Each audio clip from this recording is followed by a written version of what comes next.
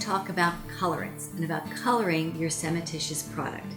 You can color your Thinset and you can color grouts. We're going to stick to the Thinset for the purpose of this video. There's lots of ways you can do this, and there's lots of very good products on the market. There's powdered oxides, there's some interesting liquids, there's some new liquids coming onto the market. The most cost-effective and easiest things to color with actually come from a home store, and it's a product that's used for stucco. It's great for blacks, for beiges.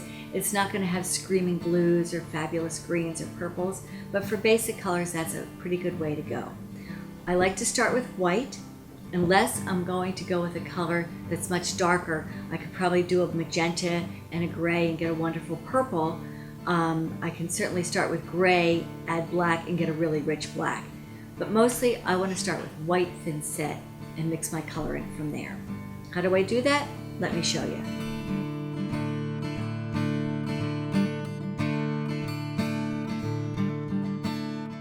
The purpose of this video, I'm just going to mix a little bit of a nice green. I start with my white Thinset. I have some green oxide. I'm going to put this dry in dry. I'm going to gently mix this dry on dry because that's really the best way to fully integrate the powders. Safety next. I'm going to put my mask on. I'm going to add a little water and mix this down.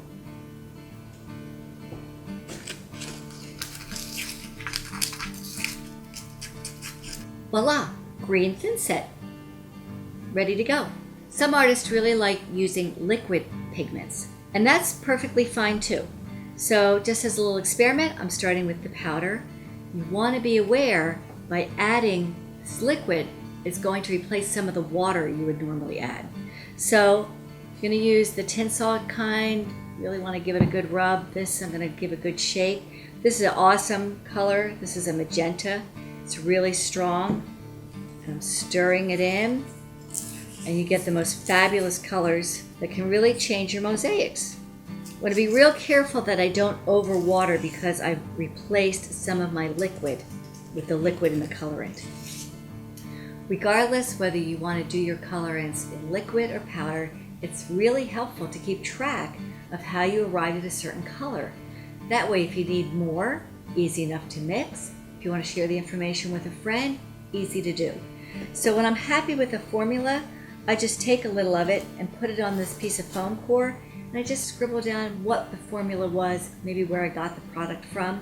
That way I can quickly refer back to these if I need to make a repair on something.